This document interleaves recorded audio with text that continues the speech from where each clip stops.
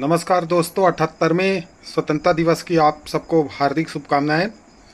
और ये बड़ा ही अच्छा पल है कि आज हम अपना 78वां स्वतंत्रता दिवस मना रहे हैं।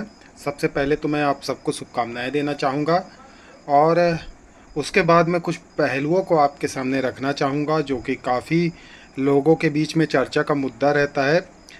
और वो यह सवाल रहता है कि भारत को आज़ादी कैसे मिली, और उसमें अलग अलग तरह के बौद्धिक वर्ग जो है अपनी अपनी राय प्रस्तुत करते हैं। कुछ लोग कहते हैं कि आज़ादी महात्मा गांधी के चरखे ने दिलवाई, कुछ लोग कहते हैं कि आज़ादी जो है भगत सिंह ने दिलवाई। तो मैं आपको ये सब आप हटाओ दिमाग से।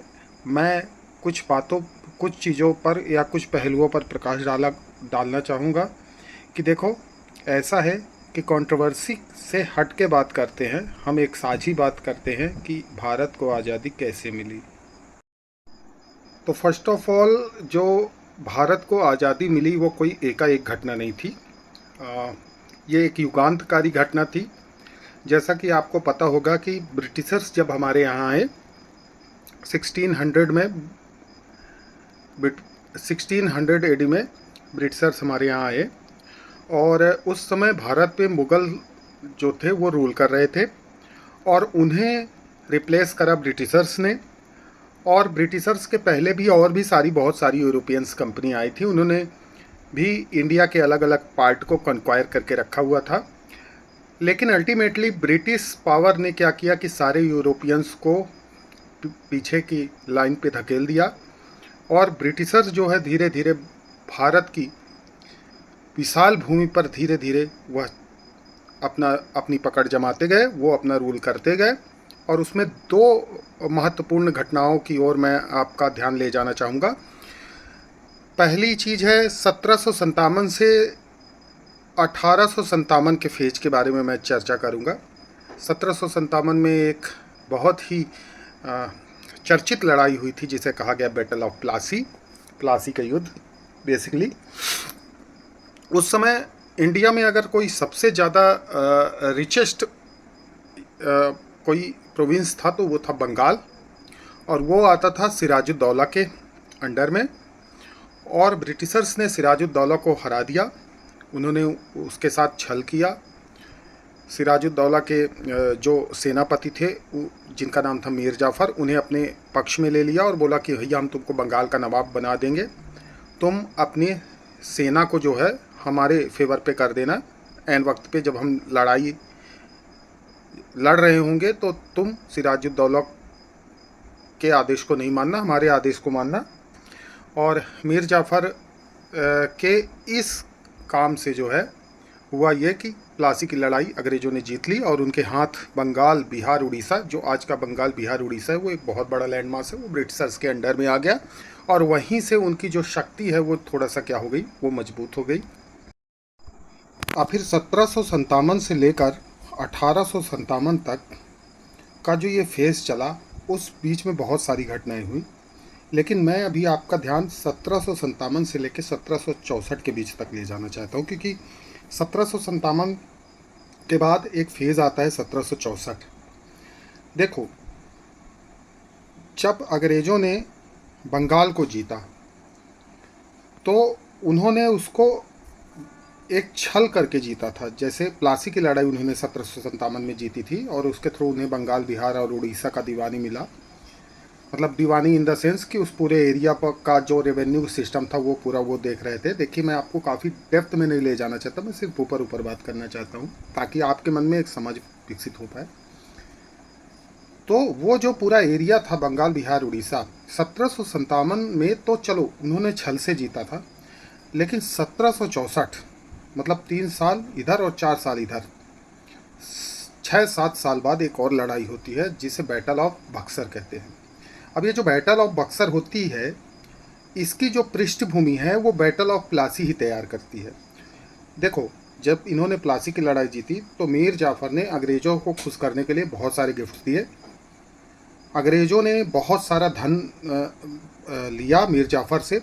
वहाँ पर एक अंग्रेज़ का कहना भी है कि मैं आपको कोट करूँगा तो आपको ज़्यादा समझ में आएगा कि एक अंग्रेज़ ने कहा था कि मीर जाफ़र एक सोने की थैली है, जितना मन चाहे हाथ डालो और उतना सोना निकाल लो।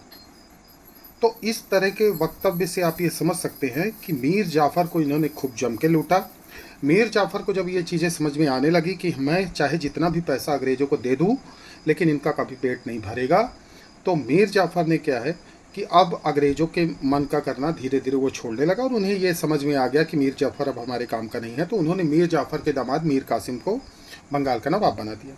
अब मीर कासिम बहुत होशियार व्यक्ति था, उसने कुछ दिन अंग्रेज़ों को खुश रखा, उसने भी बहुत सारा इनके ऊपर धन लुटाया, लेकिन अल्टीमेटली उसे भी समझ में आया। वो भाग के गया अवध के नवाब के पास, जिसका नाम था शुजाउद्दौला। उसने बोला कि देखो ऐसा है कि ये अंग्रेज अनियंत्रित रूप से जो है धन की मांग करते हैं, और यही कारण है कि पहले इन्होंने मीर जाफ़र को बिठाया, अब इन्होंने मुझे बिठाया। ये सिर्फ जो राजगद्दी है उस पर एक पपेट को बिठाना चाहते हैं, बाकी पूरा रेवेन्यू ये खुद चाहते हैं। तो अब तुम एक काम करो कि हम मिल जाते हैं, बंगाल के हम नवाब हैं, है ना, मीर कासिम जो मीर जाफ़र के दामाद थे, और अवध के नवाब थे शुजाउद्दौला, और इन दोनों ने एक अलाइनमेंट बनाया और ये लोग गए किसके पास, अल्टीमेटली ये मुग़ल बादशाह के पास गए, क्योंकि आपको पता है कि उस समय मुग़ल्स ही रूल किया करते थे, ऑफिशियल किंग वही थे। तो शाह आलम सेकंड के पास ये लोग जाते हैं और एक त्रिगुट बनता है, अवध, बंगाल और मुग़ल्स, मतलब दिल्ली। इन तीनों का ये एक संयुक्त लड़ाई होती है अंग्रेज़ों के साथ, और यू सरप्राइज टू नो कि वो लड़ाई अंग्रेज जीत जाते हैं। उसका कारण भी है कि देखो अंग्रेज जो है वो मॉडर्न थे, हमारे यहाँ के जो सैनिक थे वो सामंती प्रथा पर विश्वास करते थे, घोड़े लेके चलते थे और घोड़े और तलवार और बर्छी से वो लड़ाई करते थे। लेकिन अंग्रेज़ों के पास नई नई बंदूकें थी, नई नई तोपें थी, है ना। हालांकि तोप का प्रचलन पहले भी हो चुका था, लेकिन कुल मिला के मेरे कहने का ये मतलब है कि उनके पास टेक्नोलॉजी इतनी ज़्यादा मॉडर्न थी कि वो इस लड़ाई को जीत जाते हैं। और इस लड़ाई ने यह साबित कर दिया था कि भारत पर अब रूल कौन नहीं करेगा। मतलब भारत पर अब मीर कासिम भी रूल नहीं करेगा, जो कि बंगाल का नवाब है, ना शुजाउद्दौला रूल करेंगे, है ना। और अल्टीमेटली मुग़ल बादशाह भी हार जाते हैं इसमें। तो जब भारत की केंद्रीय शक्ति ही हार गई तो यह डिसाइड हो गया कि अब भारत पे रूल कौन करेगा। तो बक्सर की लड़ाई ने यहाँ सिद्ध कर दिया कि अब भारत पर अंग्रेज़ों का रूल होगा, और वही कारण है कि 1764 में इन्होंने बंगाल, बिहार, उड़ीसा के अलावा अवध और दिल्ली को भी हरा दिया। लेकिन इनकी पॉलिसी उसके बाद भी इन्होंने जो है मुग़ल सत्ता को बरकरार रखा। इनका मेन काम यही था कि पपेट बना के रखो और रेवेन्यू का सिस्टम खुद संभालो। तो इन्होंने पूरे भारत को धीरे धीरे ऐसे करके कॉन्कायर कर लिया। एंग्लो कर्नाटिक वार होती है, आप देखते हैं वहाँ पर उन्होंने बहुत सारा एरिया कॉन्कायर किया, मैं ज़्यादा डेप्थ में नहीं जाऊँगा। फिर एंग्लो मैसूर वार होती है, हैदर अली, टीपू सुल्तान, उन्होंने मैसूर को कॉन्कायर किया, और धीरे धीरे करके ये लगभग भारत के एक विशाल भूक्षेत्र को ये कॉन्कायर कर लेते हैं, और उसे वो बोलते हैं ब्रिटिश इंडिया। और फिर 1757 जो फेज था प्लासी की लड़ाई, बंगाल, बिहार, उड़ीसा की लूट, और फिर 1757 से लेके 1857 तक इतनी भारी मात्रा में लूटपाट होती है, इतनी भारी मात्रा में लोगों का शोषण होता है, कोई भी वर्ग जो है अंग्रेज़ों से संतुष्ट नहीं होता, ना राजा, ना प्रजा, ना किसान, ना मजदूर, सबको अंग्रेज़ों ने खूब चूसा। एक अंग्रेज कहता ही है कि हमारी कार्य पद्धति कुछ ऐसे काम करती है कि सोख्ता को गंगा में डालो और थेम्स में जाकर निचोड़ दो। मतलब गंगा में कोई आप ऐसा सोख्ता डालिए और उसको जाके इंग्लैंड के थेम्स नदी में निचोड़ दीजिए। मतलब भारत का वेल्थ यहाँ से वहाँ ट्रेन हो रहा है। बाद में लेटर दादा भाई नौरोजी ने ड्रेन ऑफ वेल्थ दिया, उस पर भी बात करेंगे। तो आप सोचो कि 1757 से लेकर 1857 में भारत के सभी वर्गों को अंग्रेज़ों ने क्या कर दिया, अपने एंटी कर लिया।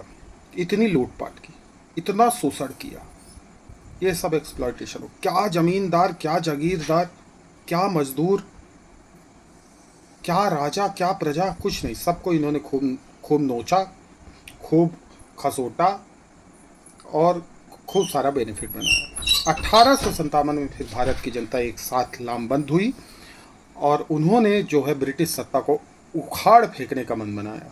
हालांकि इसके पीछे ये काफ़ी विवादित, 1857 का विद्रोह काफ़ी विवादित है। उसमें कुछ लोग कहते हैं कि यह व्यक्तिगत कारणों से हुआ था 1857 का विद्रोह, कि रानी लक्ष्मीबाई को उनका जो पुत्र था गोद लिया, उनको मान्यता दिलवानी थी doctrine of lapse Lord Dalhousie के समय पे। और कुछ लोग कहते हैं कि नाना साहब को पेंशन नहीं मिल रही थी तो नाना साहब बहुत परेशान थे इसके लिए, ये वो। लेकिन फिर भी मुगल बादशाह ने इसे लेड करा था और 1857 के विद्रोह ने जो है अंग्रेजी साम्राज्य के कूल्हे हिला दिए। मतलब इतना बड़ा विद्रोह था ये कि वी.डी. सावरकर इसे मेंशन करते हैं कि it was the first freedom struggle, या भारत का पहला स्वतंत्रता संग्राम था। आप ये सोच लीजिए। लेकिन 1857 के विद्रोह को दबा दिया जाता है क्योंकि हमारे यहाँ उतना नेशनलिज्म था नहीं, उतना अवेकिंग था नहीं, लोग उतना जानते नहीं थे। और ये बात कुछ हद तक सही भी है कि लोग व्यक्तिगत कारणों से अंग्रेजों के खिलाफ हुए थे। लेकिन चलो एक मंच बना, लोग सब एक साथ आए और उनको एक कॉमन एनिमी दिखा अपना कि हाँ हमारा कॉमन एनिमी क्या है, अंग्रेज है। तो 1857 का विद्रोह दबा जरूर दिया गया, लेकिन उसने नेशनल अवेकिंग का काम किया। उसने लोगों को जागृत किया कि हमारा एक ही दुश्मन है। तो चलिए बाकी बातें अभी और हम करेंगे। अभी तो फिलहाल आप इतना देखें और आपको कैसा लगा मुझे ज़रूर बताइएगा इस बारे में।